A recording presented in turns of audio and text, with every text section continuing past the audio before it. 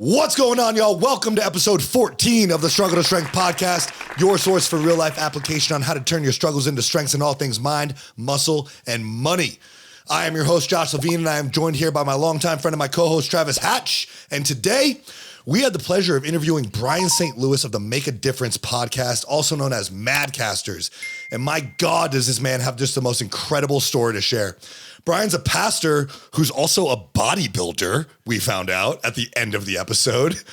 But he made a pivot during COVID to reach a larger audience with a goal to create massive positive impact and change lives through practical application of learning from experience rather than being taught by theory, something that we all live by. We want to learn from experience and teach through experience. So Bryan lives the life of what it means to go from struggle to strength. And it just so happens that, at the very end of the episode, he told us he was a bodybuilder, and then we talked for another 20 minutes after it ended. His genuine character just shines through. I guarantee this episode is going to fill your cup. We could talk to him all day, and he's just a really good dude with a really great story, and this is a really great episode. Before we get into it, we ask that if you love this episode, please give us 5 stars on Apple or a follow on Spotify. Share us on your socials. You can find me at Josh Levine Fitness. You can find Travis at Travis Hawks Media. That's it. Episode 14 is about to change your life and your perspective, and it starts now.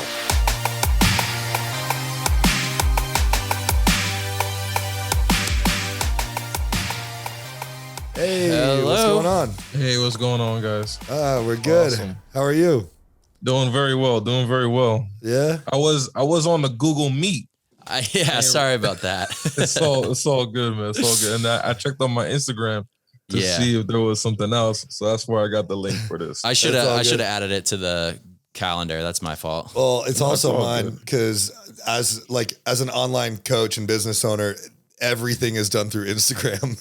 So you're right. People are like, hey, it's nice to meet you, man. Like, how can I get in touch with you? I'm like, honestly, just Instagram, man. Instagram, yeah. Can I have your phone number? Yeah, it's Josh Levine Fitness.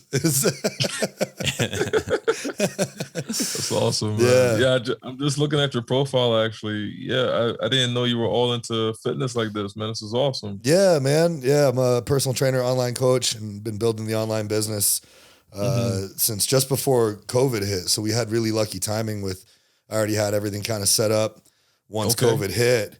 And then once it came, it was a really easy pivot, and I just moved the majority of my business online. So it's been going well. It's cool. It's fun. That's awesome, man. Yeah. Yeah. I was checking yours out. I like everything you're doing. Madcasters is sick. It took me a second, but I was like, Madcasters. Make a difference. I was like, okay. Yeah. It's sick. Oh man, that's good. I'm happy you guys were able to catch on to it though. I mean, I have the I do have it on Make a Difference, like on the name as well. Yeah. But I felt like I actually had to change it on because my hosting is Buzzsprout. So I changed the name to Make a Difference Casters to make sure that people are easier or able to find it a lot easier if they're typing for that kind of stuff as well. Because if you just do to Madcasters, basically only the people who know Madcasters will search for that. But if you're looking for Make a Difference or something like that, it'll pop up more. So it's got to be searchable. Exactly. Yeah, that's cool, man. That's awesome. Where are you located? So I'm in Calgary right now, Calgary, Canada. Okay, cool. Yeah. How are things up there? Right north of it. Same time zone. Like, oh, that's right. You're in Denver. Straight north. Yeah. If I just walk north for 3 days, I'll get to you. Not now. Are you guys getting hammered with snow too? We're supposed to get like 2 feet of snow tomorrow. Really? Yeah. Man, I mean, we're looking pretty good today. I mean, but you never know. This is Calgary, so it could literally change up on us tomorrow. And look at that. Tomorrow's just saying rain. So nothing crazy. But next month could be like 10 inches of snow. So don't know. Yeah, super care. But I saw my friend sent me like the weather report, and it's literally like 27 inches on Thursday. Really? Yeah, dude. That's got me high. I don't know if I've ever seen that before. 27? Yeah. That's got to be a typo. That's too many. Oh, yeah. That's too many. Right. It's the Ice Age, I guess. Mercy, bro. Wait, but are you both in Denver or? Yeah. Yep. Okay. Yep. Awesome. Yeah, we're in the same studio. Yeah. We're here. Oh. Hey. What's up? Man, that's nice. You guys got a nice spot, man. Thanks, dude. Thank yeah. And you built that up all yourself? Like you guys did everything yourself as you continue to move forward, or? Yeah. So we actually, I got into this house last year when COVID hit. Honestly, when COVID, a lot of shit changed for me when COVID hit. Yeah. I was renting. I was in an apartment complex. COVID hit, and they tried to raise my rent. And I was like, I got a question. The fuck makes you think I can afford more when I just lost my job? So I was like, all right, whatever. I'm getting out of here. So I bought a house. That's what's up. Yeah. And we just converted this into the studio. But yeah, we just tried to, put some tiles up to make it sound okay. We painted it to make it look pretty. And I think we recorded our first episode here. Yeah. Oh yeah. Yeah. We were here when we recorded our first episode. So we just made it happen. And I've got the media business. So I have like a lot of the equipment already. So it was just kind of like doing a little bit of extra research on like studio equipment. But I was already down that path. So it was like, it's not like we had to start from scratch and do like, I had already been testing audio equipment for months, like, and using it and everything, or like a year. So yeah, it was pretty, awesome, man. pretty seamless. That's great. How about you, man? How'd you get into podcasting, and what were you doing before that? Man, so I mean, what am I still doing? So I'm a pastor by profession. Cool. But I got into podcasting last year just because I have a buddy who started a podcast, and we did an episode maybe 3 or 4 years ago, and he was just like, man, your voice, just the way you have that persona, like, man, I feel like podcasting could be something you can do and build your own.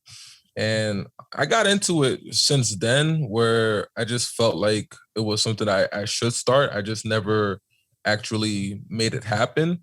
Last year, I told myself, with everything that's going on with COVID, I was like, nah, man, let's start taking certain things seriously. Let's start building your own platform, your own brand. And that's kind of where Madcasters came all about.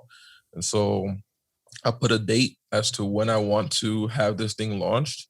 Good or bad launch, it's up to me, but it was going to be launched on November 12th, and that's what happened. So just made it happen, man. I love what I'm doing. I'm still pastoring full time, but I'm always taking care of other things too. So I'm an investor, and then also, doing this whole podcasting thing as well. So it's been great, man. It's been great. I love it so far. And one of the greatest things I actually love about this is the network you build. And I mean, you're doing the Travis Chappelle thing. So that's all he talks about is networking and building your base, So it's definitely been a great thing in that regard, for sure. That's cool, man. Your buddy's right too. You got a great podcast voice. Yeah. Yeah. I was listening to some of your episodes. I put it on. I was like, man, I was like, this guy's got it. Yeah. For sure. It's a great podcast voice. And you have great content, and you have great people that come on. It makes sense. Just like with what I've seen, with what I've read about you, and with what you're telling me, you just want to quite literally make a difference. Like you want to help people. Are we frozen? But what I was saying is, you seem like a very genuine person. You come across as a very genuine person who cares deeply about a lot of issues that are happening in the world. And you have great guests on to talk about those issues. I guess what I like to know and what really interests me is, why are these things so important to you, and where did your desire to truly make a difference come from? It's a good question, man. For me, I feel like my understanding of life is not just about self-service. It's always been about, what can I do for the person next to me? And so, and I wish that parents would do this more often. My parents didn't necessarily do this for me either, but it's something that I try to implement with my students at that time, with whoever I come across with. But it's not necessarily what do you want to do as in a profession, but how do you want to serve? And I think the more I found out how I actually want to serve in society, the more I found my passions, the more I was able to just fully entrench myself in what I love to do. And so for me, I want to impact as many people as I can, wherever I am. So no matter where I find myself, no matter what position I find myself in, if people think that it's low or high or whatever the case may be, I just want to be someone who is always positively impacting the lives of other people around me. And so when I built Madcasters, it was a way in which we could focus more so on the good that people are actually doing in society, rather than all the negativity that we've been hearing. Because when you think about it, everything since COVID, I mean, if you go on the news, even before COVID, you go on the news all the time. All you hear about are typically 96% of the news is something that's enticing you, but something that's negative, dramatic, something that's going to pull you in about what's happening around your community or around the world. And so Madcasters is a way in which we as a people can see the good that individuals are doing in the world, how they're changing their communities, how they're changing their lives, being the change in order to see the change. And then from there, it's in a way to inspire our listeners, a way to inspire the world to realize that there are people who are truly actively trying to change everything that they see, down from homelessness to the issues of poverty, to issues of human trafficking, to issues of racism, all different spheres of life, but all in all, people who are giving their lives in order to make that true difference. And so I just want to highlight those individuals. I want to highlight those people in order to inspire our listeners to see and know that they too can change, man. And so that's what brought it in from my perspective, or what it brought in from my heart, because I want to impact the world, no matter where I find myself. And so I want to show the world as well of those who are actually doing that right now. I love that. Yeah. I love that, man. Yeah. Now, I operate with a very similar philosophy. In fact, my business coach, his motto is impact over everything. I want to impact as many people as I can, right?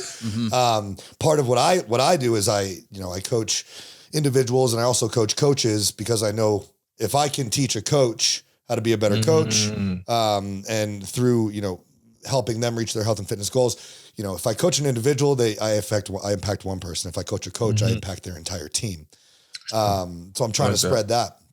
Now, I do what I do because I fucked up a lot, like big time, like in every way you could ever imagine. In fact, I was at a business seminar this past weekend, and some dude who was talking there, who's on my business coach's team, he told his story, and I'd never heard anybody have a story like mine. And I was like, it was exactly the same. It was the same shit. Wow. He went through the same shit. So I'm like, I went up to him. I was talking to him after. We're both like laughing and crying, and it was amazing. But that's why I do what I do. I don't want people to have to go through what I did. I want people to be able to find a way out. Do you feel the same way? Do you feel like you found the way, found your strength through your struggles? And quite literally, like the name of our podcast, Struggle to Strength, is because of all this shit. Like, we've been through some shit. So what are your struggles? What were your struggles? How did you find strength in them? And then how did you not let them win? So many people let them win. That's real. I like that you said that, man, because for the most part in life, man, if you've gone through something, we all know that even our worst enemy, we wouldn't want them to go through those pains that we've been through in our lives. And I know you're in that same wavelength as me. I mean, you could even go down to when I was a kid, I grew up in New York, so it wasn't something that if you didn't have a lot of money, it wasn't easy to live in. Everyone knows New York City typically is a very hard place to live in that regard. My dad was a pastor. My mom was a teacher. You got 4 boys and you got 1 girl. I'm the youngest, I always say I'm the bigger brother, but I'm the youngest brother, but it's a lot of us, and they had to feed all of us. They had to take care of all of us. And when mortgage is sky high, and when, you're you're on a pastor's salary that's not making much money at all, and a teacher's salary, you all know that teachers don't make much money at all. You know, it was tough growing up, man. Sometimes I don't even talk about this a lot with a lot of people, man. But to be honest, there were times where, you know, we didn't have like hot water in our home. You know, we had to boil hot water in order for us to have certain good showers in our house. And like I remember my cousin one time, he came and he saw what we were doing, and he didn't even like bat an eye. You know, it wasn't just one of those like, what's happening, blah. It was just like, yo, this is what you guys are dealing with at this point, and we're just gonna move forward. You know, and it I don't think we even talked about that ever since, because I was like maybe 10 or 11 when that happened, man. But the struggles that I went through as a kid, and it wasn't always that bad, but whenever the struggles that we went through, it just helped me to understand that life will not always play in your favor, but it's important to continue to move forward and give your best no matter what situation is in front of you. And so, you know, man, I wasn't known for the kid who had the best clothing, you know, because we couldn't afford it. And I wasn't known for the kid that had all the accolades, you know, or the good things that looked well in life. But it forced me to want to become an individual that people can trust, that people can love, and that ultimately my mind would be the greatest asset that I would have. And that built me through life. You know, as a teenager, you know, people said that I was an old soul. You know, that probably was because my oldest brother is 12 years older than me. You know, so we had that bond, and I'm always listening. I'm always learning from his mistakes and learning from his successes. But all of those things came into who I am today to help me to shape my mindset, and also to help me face some of the hardest struggles that I would ever have to face in life. And it's interesting that the little things that we deal with from creation, from our childhood, those little things that we're able to adapt in our minds and able to understand and perceive, and that impacts us. And those little moments are able to strengthen us when we get hit hard. And yeah, man, it was for me, I guess one of my greatest struggles would have been when not would have been, it definitely was when I lost my daughter. And this was in 2017, March 15th, 2017. So her anniversary is actually coming up here in about 6 days. Yeah, man. So to tell you a little bit about that, you know, my wife was pregnant. She actually found out she was pregnant on my birthday, August 2nd. And man, it was an amazing feeling. That feeling where you basically, you felt like life was going to continue in such a powerful way, because, you know, life was going to be, you brought life into this world. And my wife, you know, she made a little party with my students at the time. And they surprised me, and, you know, I was so happy. But then she came home, she found out when I left.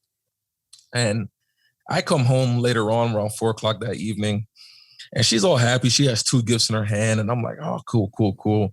And one of them was in a box that was kind of whack. And I was like, I don't care about that one. Let me see the one that's there. And it was a nice box, man. I opened that box, and it was a watch. To this day, I have this watch. It was amazing, man. It was beautiful. It was great. So I thought, man, what better present could that be? You know, I got a watch for my birthday. I'm good. It feels nice. And I open up this rinky dinky little box that my wife gave me. And man, that was the best present I can ever ask for, man. There was a baby, it was a rattle. I think that's what it's called, a rattle in there. And when I saw it, it didn't click for like 5 seconds. And then when it finally clicked for me, I was like, oh my goodness. And I just like fell off on my bed, and I was just like, oh man, this is amazing. And so I found out I was going to be a father on my birthday, and I thought it was just the best birthday present I could ever have, man. But you know, it life it could turn on you in a dime, man, and you're never going to necessarily be prepared for everything that comes to you, but it's always important to grow your mind, to strengthen yourself, to have those faiths, that build you up in those good and bad moments, those small good and bad moments throughout life, so that when these momentous occasions happen, good or bad, you're able to deal with that. Because when throughout the whole pregnancy, 9 months, we didn't know anything was happening. We didn't realize that there was a problem in any way, shape, or form.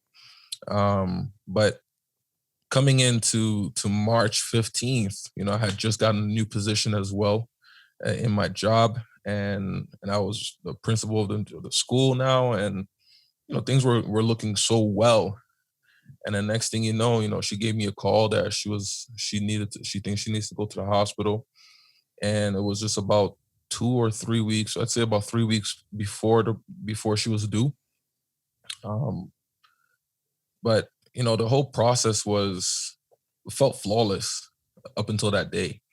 And so when she got to the hospital, they found out that her blood pressure was, I think, something crazy. I think it was something like 180 or 190 over something. I can't even remember the exact numbers, but it was something insane. They were telling us that basically, we need to get the baby out as soon as possible. So she started going through natural birth. But about a couple of hours in, the doctors came up to me and told me, "Hey, man, listen." Without telling me, they basically said, if we don't try to move forward with this and do a C-section, we might lose both of them. And so I was just like, "Hey, Keziah, let's get this thing moving. Let's sign the paperwork to do the C-section," because that wasn't a part of the plan either. So long story short, she ends up having a C-section, and I'm in the room. I watched the whole surgery. I watched the whole thing, and I'm still thinking that everything's going to be perfectly fine. It was just a matter of some inconsistencies that we saw, but it wasn't anything that I didn't think that would be this bad. And so when they pulled her out, man, I started crying. I was, I was happy. I saw my daughter for the first time, and that joy swiftly became anxiety. And you're waiting for her to cry. You're kind of waiting for her to make some sort of noise. I saw her gasp for air, but I didn't understand what that meant. Next thing I saw the doctors, the nurses that were there. They called more people, and they ended up, there was like 6 or 7 doctors and nurses around my daughter now. And one of the things I graphically remember is seeing them just trying to put air back into her life. And basically she was lifeless, and they're trying hard to bring her back in that sense, man. And like I said, man, there were some things that you would never want for anyone to have to experience. That was definitely one of them. One of those sights that my wife didn't see, that only I saw, and I still wouldn't even want her to see that. 45 minutes into it, I saw them stop, and they ended up, pulling the plug, or not necessarily pulling the plug, but the expression pulling the plug. And they could have come to tell us what happened, but I already knew. I could tell just by their expressions. I mean, I saw some of the nurses were crying. My wife was kind of dazed. She didn't really understand anything that was going on. So, I told her, "Hey, go back to the room, and I'll come in a few, and I'll take care of everything." She still had no idea what was going on. And so, man, when that door closed, I cried a cry that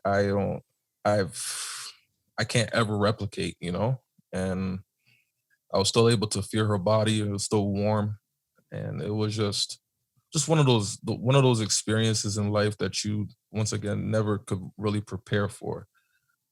But at that moment, I never forget. I think that was a pivotal time for me, like at that exact moment, because I remember I said out loud, I was like, God, I still trust you, and I'm still willing to move forward with you, because I didn't want any negative experience like that to impact my relationship with God ultimately. Um, so, but man, it was tough. It was tough to say the least. And having to tell my wife a couple of minutes later, she started crying once again, a cry that you can't replicate. Uh, but I remember when I brought our daughter's body to her, for her to hold.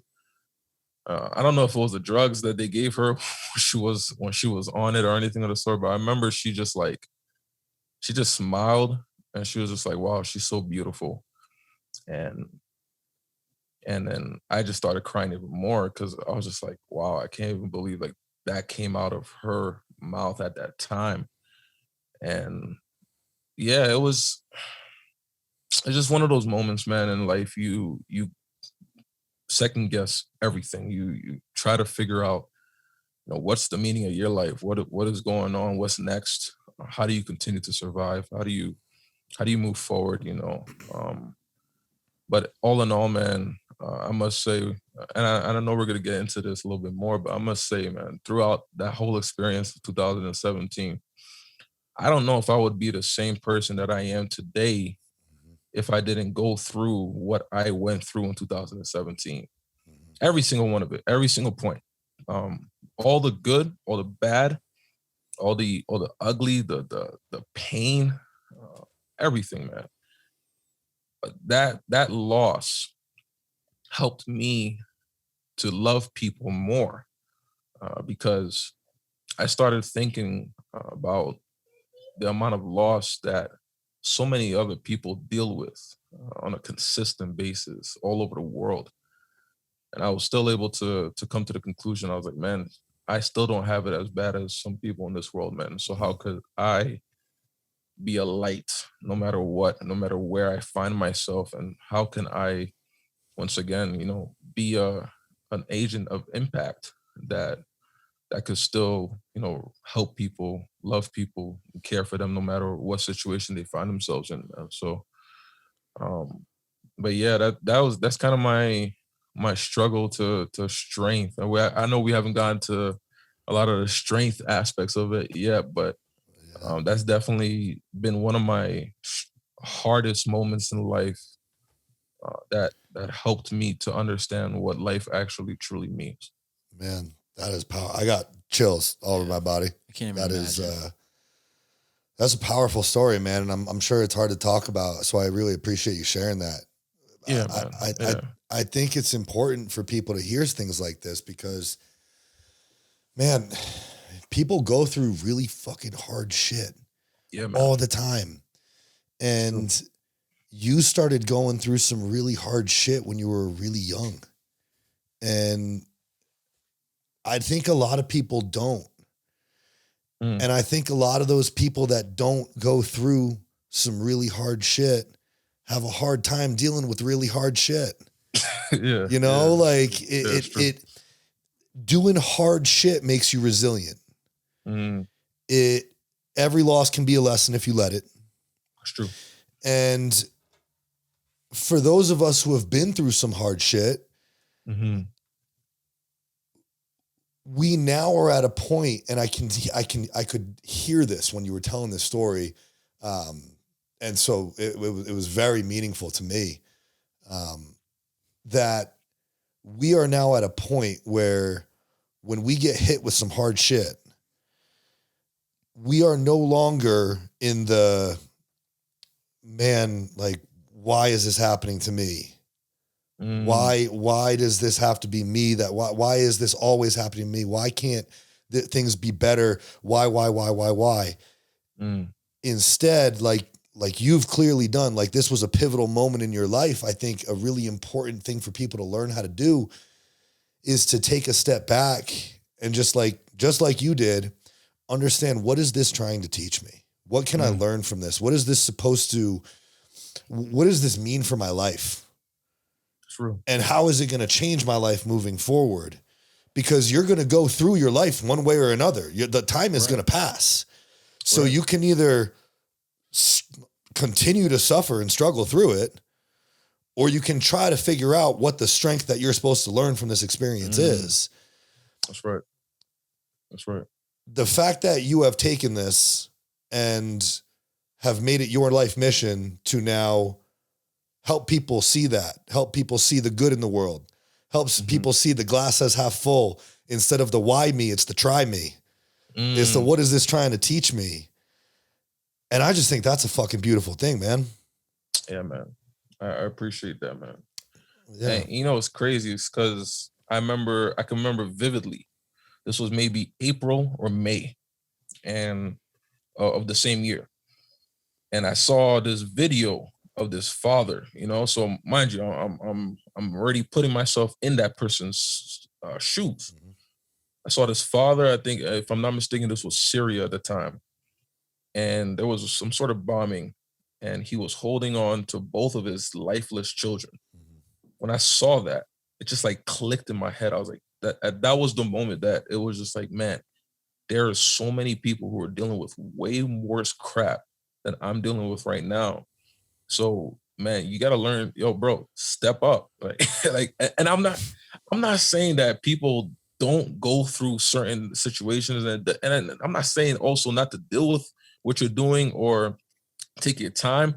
But for me, I know myself, and I knew that if I allowed myself to linger in this way for too long, it wouldn't have been good for me. It wouldn't have been good for my wife. It wouldn't have been good for anyone that's around me. Yeah. That I would have just turned bitter. So why turn my life bitter for already a bitter situation that happened?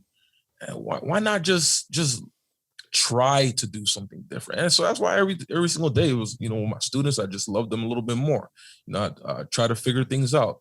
Realize, man, they're going through a lot of crap too. And they were the same ones who were willing to be there for me, you know, through, and it's just you just have to be learned to be willing to see things in a different perspective. And so when I saw that video, I think that was one of the biggest things that really was able to switch things around from my mind at that moment, because I knew I couldn't stay in the phase of, I guess, even depression for too long, because I wanted to be better for myself, number one, and also for my wife. And so yeah, man, we got to take those moments, no matter where we find ourselves, and be willing to switch things through, no matter what the situation. It is. It's true. I think, and I like that you're doing this with kids, by the way. Right. You're teaching kids the value of embracing struggle, of seeing the things in a positive light. What kind of characteristics are you trying to instill in these kids to help them turn their struggles into strengths, to help them see their glasses half full, and to put things into perspective that, as bad as shit gets, like, you can always turn around. You've never gone too far in the wrong direction to turn around, and someone's always got it worse. What do you do to teach them that? It's an invaluable skill. Yeah. So just to go a little bit of a history, you know, I worked at the juvie. So since I was like 20, I was 21 when I started working at the juvie. I worked there for about 3 years. That's when I started working as a teacher afterwards. And then I became the principal or campus administrator of that school. They like to say youth or at-risk youth. I just like to call them youth that are misunderstood. Oh, I like that. Because a lot of kids, man, just a lot of poor situations going on. I'm not even talking about poverty and financial, and that is a big issue, but a lot of these kids, man, deal with a lot of crap at home, a lot of deep trauma. And man, if you just look at, I mean, we all know this, but if you just look at what the iceberg shows, without trying to dig deep into the roots, you will never be able to reach them, and you'll never be able to understand them, which means that you will never be able to help them. And so that was one of the things I just tried to do, man. It's just first of all, listen. That was one of the biggest things I could ever do with my youth, man. Right now, actually, I'm working as a youth pastor, but it all, like, I found myself in the past 10 years just constantly working with youth. I never knew that's where my life was going to lead to, but I love it, man. I love it. But yeah, one of the things that I do is listen. I'm always willing to listen, to understand, to see what you want to show me. And the more and more I listen, the more I'm also willing to be vulnerable and share. Because and I'm not saying you have to share everything with these kids, man, but as you're able to share and to show them, hey, man, I've gone through struggles too, or I've been through certain similar things, may not be exactly what you've gone through, but I understand the concept of struggle. I'm not perfect. I'm not this amazing individual. I'm a person just like you. When you're able to have these kids have some sort of relevance to your life, or you're able to, they're able to see who you are, or understand you in a way that they understand, it just opens their world. And so they're willing to now share with you more and more and more and more. And then, man, once I'm able to gain that trust, once I'm able to gain that relationship with those youth, with these kids, that's when I'm able to pour into them. You can't pour into someone unless you've put that sweat equity, unless you've put in that time and effort with them. Because one thing that I can tell one student, who I've known for 3 years, I can't tell that a student that I've known for 3 days. It won't be the same. It won't sound the same, because they don't know that I actually truly care for them. And until they understand that, until they understand that fact that I see you, I love you, and I care for you, they won't listen to you. And so once I gain that trust, man, and once I'm able to instill that type of relationship, professional, of course, always, um, that's when I'm able to pour in these teachings. And one of the things that I actually teach the most, especially when it comes to life, is how to deal with situations that you can't always change. Because one of the things that youth have to deal with, sometimes they have to deal with crappy situations in their home. They have to deal with a sibling. They have to deal with a parent. They have to deal with situations that they've never brought into someone's life, or sorry, they didn't bring into their own life, but was brought and introduced to them. It was a card that was drawn, and that's their life. And so what I try to teach as much as I can is how to deal with the cards that dealt with you. How to be able to shuffle your life and try to figure things out, and still be able to thrive no matter what has been given into your life. And the reason why a lot of people, or especially our youth, they're willing to listen to me is because I'm not speaking out of theory. That's one thing that I try to be. I try to be so practical whenever I speak to people, because when you speak in theory, man, people, it's not the same. That concept, all you know is what you've read from a book, or you haven't experienced what you're even teaching. But when you're able to back up what you say by your own life experience, oh man, people are much more willing to listen. They're much more willing to understand you and grasp what you say. It's just more engaging anyway. And so, a lot of these kids, man, one of the biggest principles I always try to teach, once again, is how to deal with your situation, the life that has been dealt you, and how to continue to move forward in positivity and in strength. And no, it's not easy. It's not easy at all. And I try to tell them that too. Like, for instance, even for me, when I lost my daughter in June of that year, I remember that I had finished that class. They graduated. My wife, a couple of days before, had went to Antigua in order to go to a friend's wedding. So I was home alone for a week after school was done, because I had no more work at summer school. And, you know, a lot of friends didn't call at that time. A lot of people weren't really checking up on me because I was always the one that was strong. You know, if anybody can deal with anything, Bryan could deal with it. But man, sometimes Bryan gotta. It was still good to hear a good call. You know. I feel you. Yeah. So man, that was the first time I had a suicidal thought in my life, and as fast as it came, it also left, man. But trust me, like that thing broke me. Like to actually think that I would be willing to take my life because it actually felt good to think of releasing that pain in that way. Man, it broke me, man. And it made me realize like how serious and how fragile life really is. But I'll tell you right now, that year I dealt with 7, if I can remember, at least 7 students, man, who were so suicidal. And I was able to actually understand how they thought, what actually went through their minds at that moment. And so it didn't come through a concept of theory. Now it was a practical way in which I was able to just speak life into them. And so, yeah, man, it's important. And for me, when I mentor youth or when I mentor kids, one of the biggest principles as well that I try to teach is resilience, and continuing to learn. I always tell them, man, listen, if you think you've learned it all, you're in trouble. Yeah. So just Yeah. keep learning, man. That's my keep learning in favorite. life.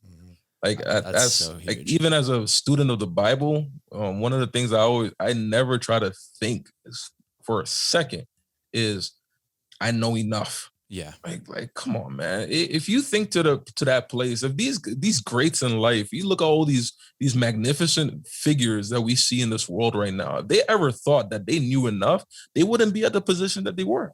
Right. And so that's why I always keep trying to tell people, look, just be a student of learning. And for me, I got my books. I try to read every morning. I'm not saying I do it perfectly, but man, it's just always be willing to learn. So those are two definite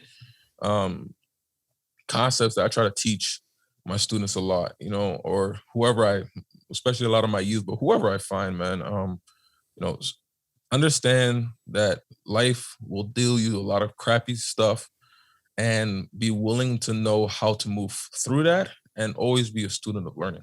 Yeah. I love that. I think that's massively important. And honestly, admittedly, I'm not super religious, but I will tell you that learning to accept the things I couldn't change, learning to change the things that I can, and learning the wisdom to know the difference, right? The serenity prayer, that should save my life.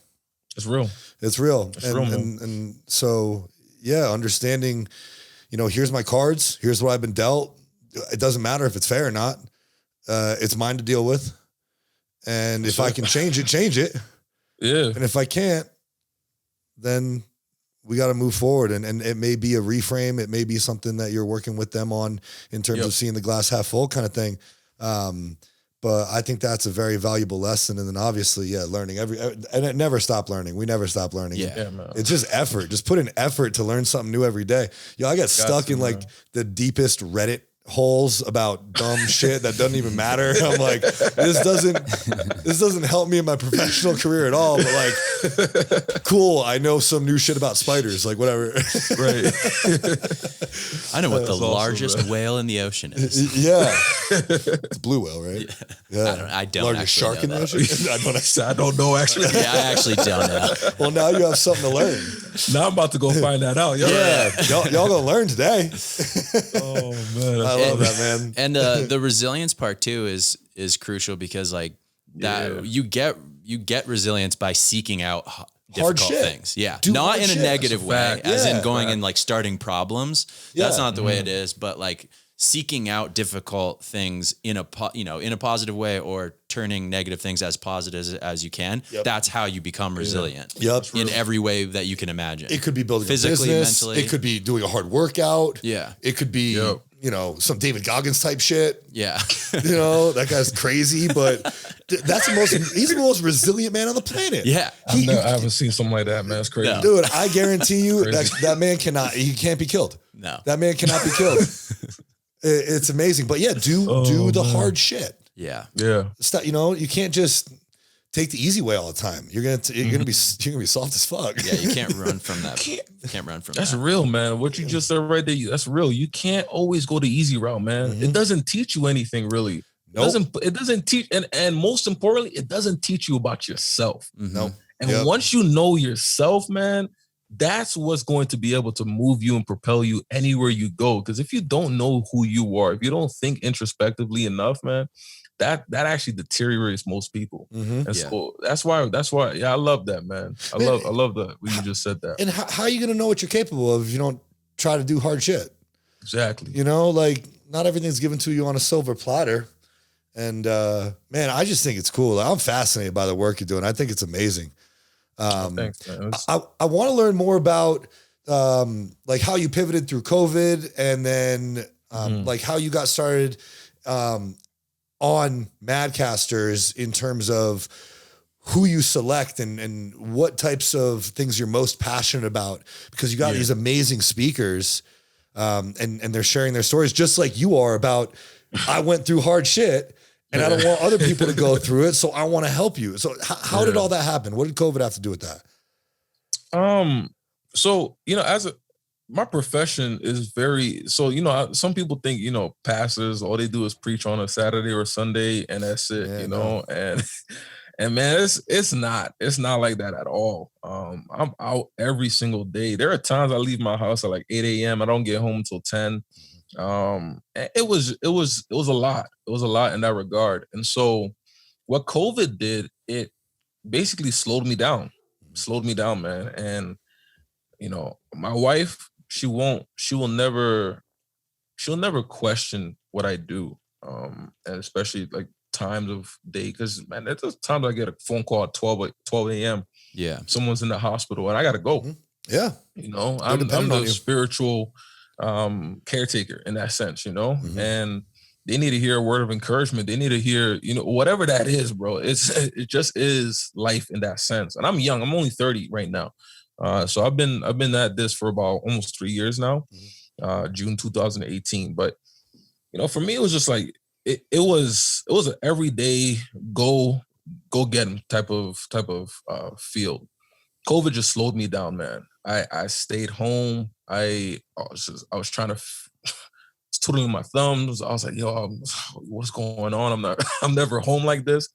But it also made me appreciate my family a lot more, I think, in that regard, because one of the things I realized is that in my sons, and so right now I have a son. He's going to be turning 2 years old on May 6th. So that gives my pride and joy, man. I love him to death. It's amazing, man. And that first year, man, I realized I was like, I can't remember. It's not that I can't remember too many moments, but I know I haven't been around for too many moments. And it taught me, I was like, listen, man, if I care about people, I have to first care for my family. You can't try to care for other people around you and you're not home, or you're not willing to go the lengths for your family, man. And so I've definitely learned to appreciate my this time to slow down in order for me to just spend time with my kid. And I still do a lot of programs online. Our church is still open, but like not many people can come, you know, all these different things, man, is going on right now with COVID. But man, when that happened, I started thinking about other things in life. Like, you know, what if something happens and I lose my job? What if something happens and I'm not able to sustain myself through life that has been given me? So I started investing heavily as well. That's a whole other subject, but I started getting into equity crowdfunding and learning the private equity space. My friend and I, now associates, were working in that financial sphere to really, you know, learn what it means to build wealth while also being able to take care of everyday needs, you know, because like I said before, my my dad was a pastor, and I know what it took.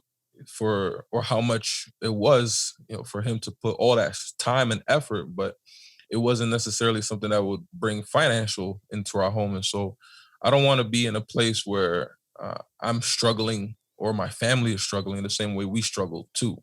And so though I love my profession, I was looking at other ways in which I could still build other aspects of my life. And so, investment started going in a lot more in that regard.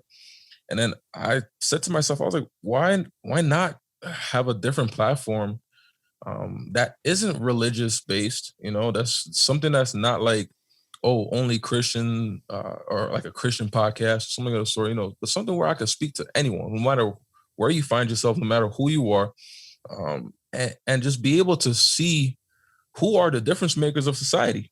And so I started thinking more so how this would look like, who I would want to see on my podcast. And I put it to paper. I said, November 12th, I'm going to have this thing launched. There's so much research, it probably wasn't the greatest launch ever because, apparently people have like 20 episodes before launch or something. I was like, what the? I was what? like, We didn't. No. I don't know. I was just like, wow, okay. Like some people, I'm not saying that everyone, but I was like, fine, whatever. But I said November 12th is a day I will launch. I launched with 2 episodes. I've been consistent with an episode ever since, every Thursday. And I think I missed 1 week. I think I only missed 1 week since been doing this. But I just wanted to meet people in this world who had like-minded thoughts as to being impact warriors, being impact agents around the world. And man, for the most part, it's crazy, but it's the reality. Most of them have gone through some crazy crap. Like we talked about, struggles to strength. Most of them have gone through those types of issues. And because of that, they don't want to see other people suffer in the same way that they have.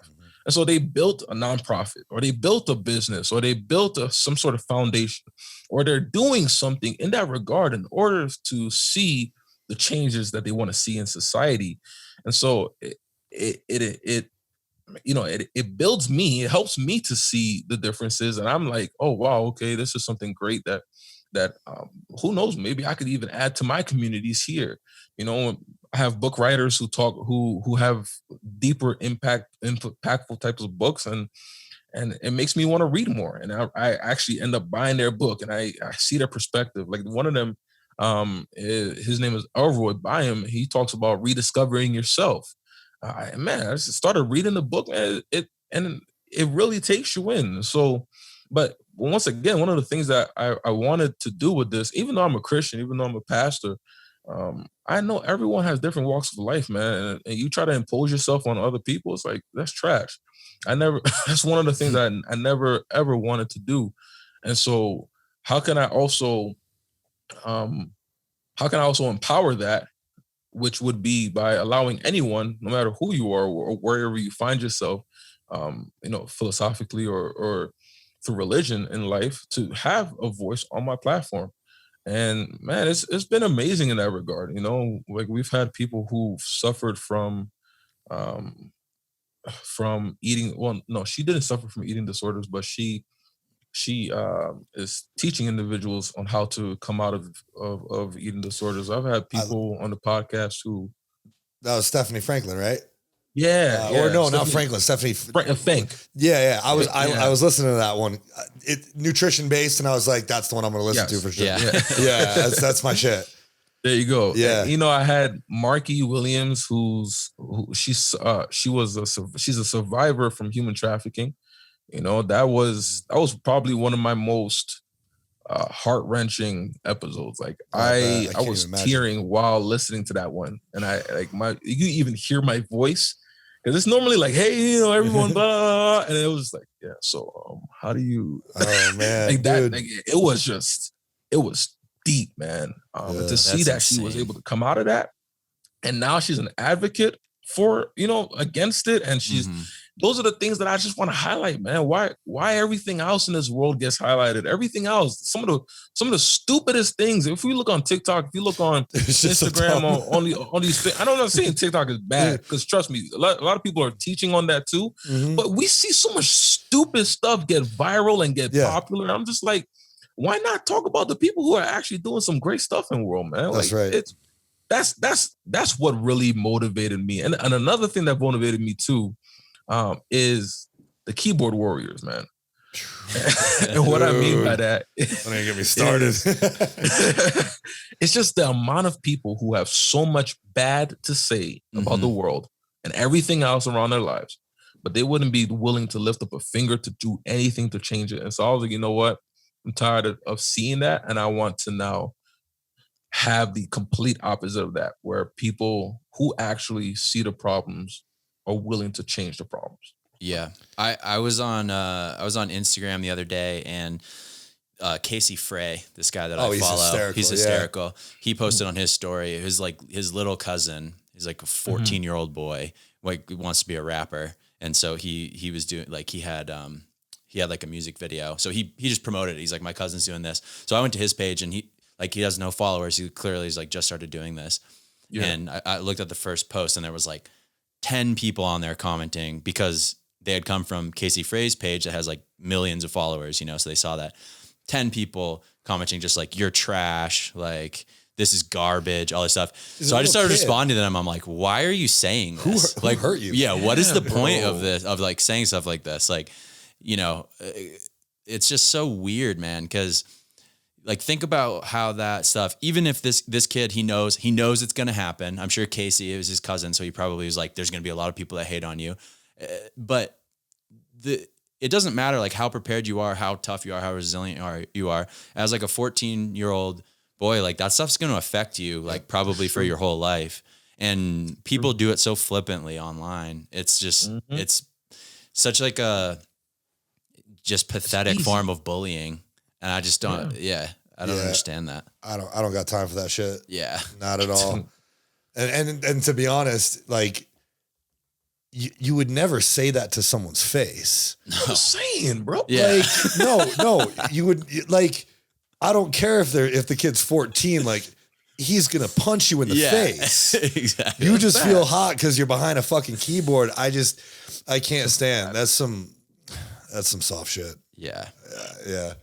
But exactly. there's always going to be people like that. But, you know, as what are we, like, anti-keyboard warriors? Are we keyboard gladiators where we're like going out and like we're like talking shit to That's people, what I talking felt shit, like. being like, dude, shut up. Like, no, who hurt you? This kid's trying to do something cool and you're shitting on him. That's not.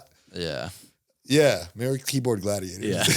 Keyboard gladiators. Yo, you just coined that, bro. That needs to be a thing now. I think so. I'm gonna trademark that. Hashtag keyboard gladiator. Yeah. After every time I like try to save somebody from some douchebag on Instagram, I'm gonna tell them to shut up and they go, hashtag keyboard gladiator. Yeah.